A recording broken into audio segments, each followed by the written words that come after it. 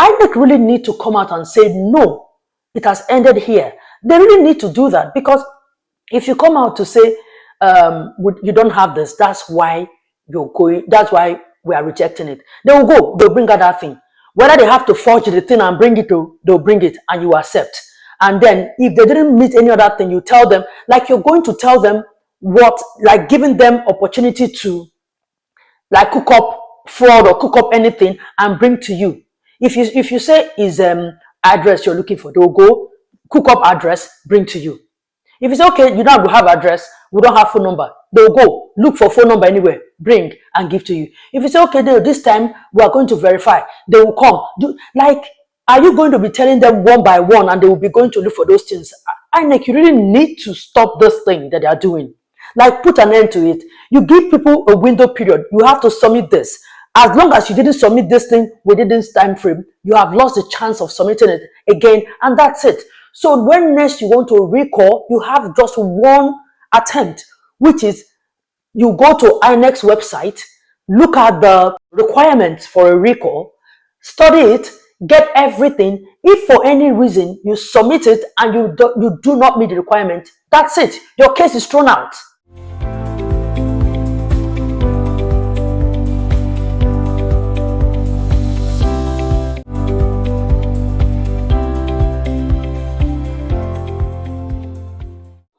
You see, a few days ago, a lot of us, celebrated INEC decision not to recall Natasha Akpoti-Uduaghan because of what they describe as the petitioners who are trying to call her back, not meeting the requirement for her recall. So we all celebrated, thinking that, that would be the end, because from INEC's statement, no further action will be taken on the recall. So we all said, okay, maybe everything has come to an end, they're going to try something else and all of that.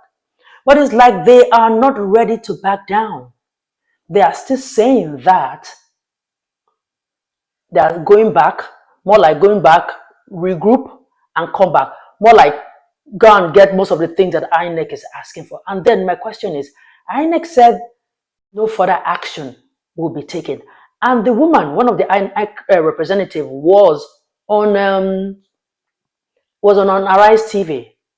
And that question was asked, that does this matter end here? Said that the law is silent on that. So the Constitution is silent on that. The law is silent on the recall process being started afresh. And we're not sure, even if that were to happen, we're not sure of the window that is required before a resubmission can be done. What the Commission did yesterday was to state that based on what was submitted earlier, the threshold was not met. They required 50% plus 1. But what was got during the physical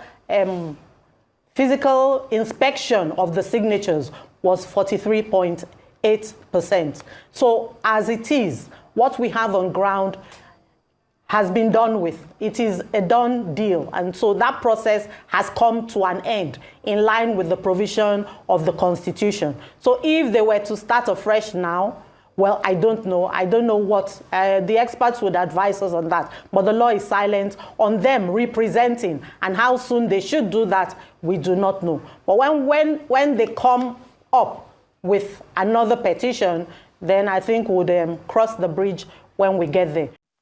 Now, there is another lady who has taken over this battle. There was one lady who was doing it before, but this time, this lady was also on, on the news platform, one of the news platforms, saying that they are going back, all the things that INEC, asked them to get, they are going back to get them together and represent it for her recall.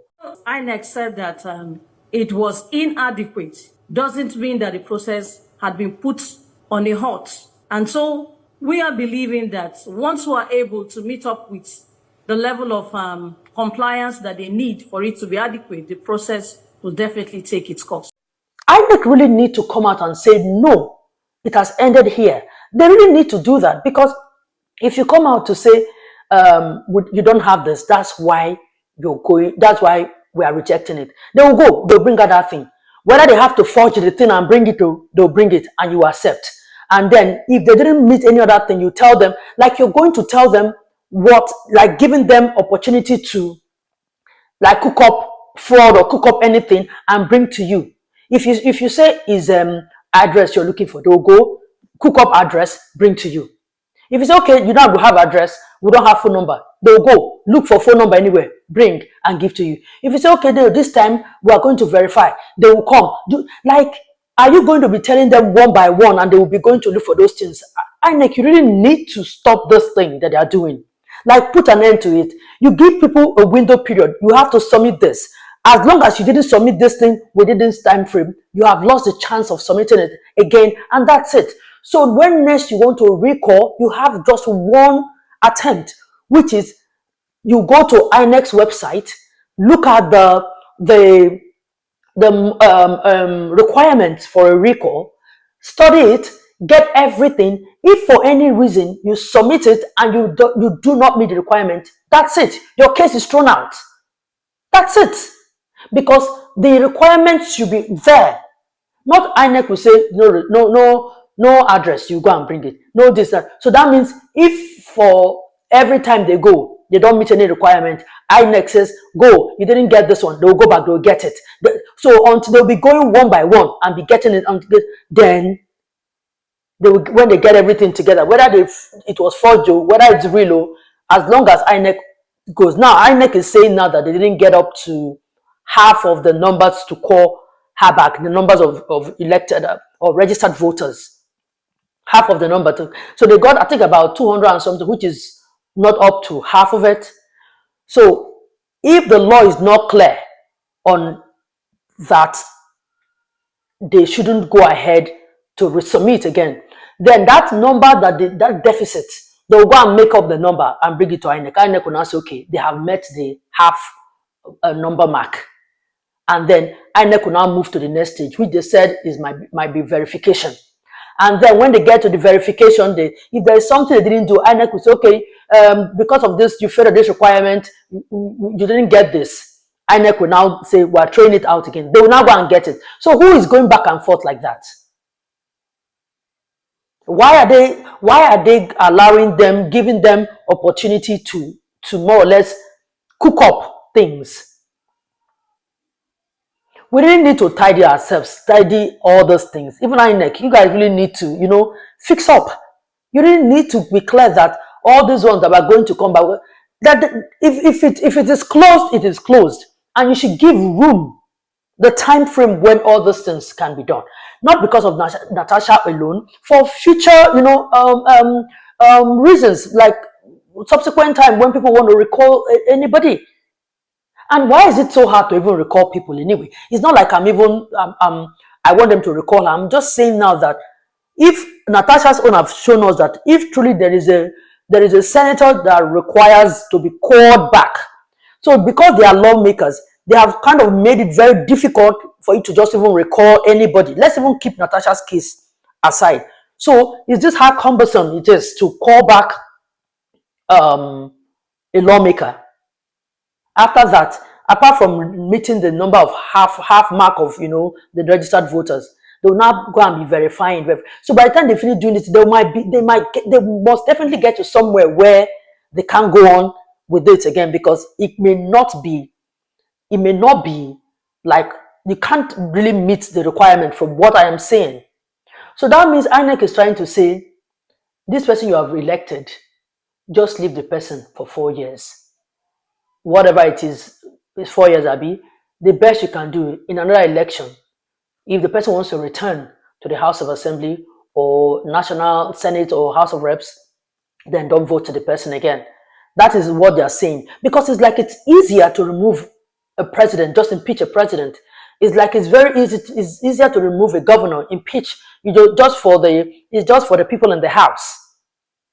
The people in the House, or the State House of Assembly, or the National Assembly, it's just them that have the power to remove the president. They can easily remove the president or the governor, just like that. But then to remove a senator or a House of Rep member, you have to go to that constituency. And if there are like 1 million people who voted, you have to get at least more than half. If there are like 1 million, you have to get, let's say, more than 500 people to sign the petition. So it's harder to remove lawmakers. And that's why they sit down there and make laws that favors them. And then not law that favors the people. So they're trying so hard to still go back and do this Natasha thing to recall her back. Anyway, we are watching. Now, we're also hearing that there's this kind of pressure they're mounting on INEC boss. But hey, we are watching, and hopefully let's see how this whole thing plays out, because if you're trying so hard to just remove this woman, and then you are leaving the issue and then chasing shadows. But I trust Natasha, she's always a step ahead of them. Whatever you are planning, she's ahead of you people, because I just don't understand why you guys are so hell-bent on removing this woman. Where you guys are supposed to apply the law, the one happening in River State, what you guys are supposed to look at and you know, call it out for what it is. Everybody is turning a blind eye to that one. But the one that concerns Natasha, whether because she's a woman, I don't know. Whether because she's in opposition, I just don't know, whatever their reasons are. You see, INEC, like I said in one of my videos, our eyes are on you people. Yes, you've done well, you've thrown it out, but I think that you guys should tidy up this thing about recall. Let people have just an attempt to a recall. And the recall, the attempt is that they will go to your website, look at every requirement for a recall, so that when they make that one submission of the petition, if they don't meet the requirement, it's tossed out, because they have seen the requirement. It's not that they have to be going back. You didn't bring this one, they will go back, they will go and bring it. You didn't bring this one, you go back. No, you're not playing games here. This is a serious business, a serious matter, and it should be treated as such. Anyway, that's it. Thank you so much for watching. Don't forget to subscribe, like, and share, and let's continue to build this community together. I see you again in my next video. Bye for now.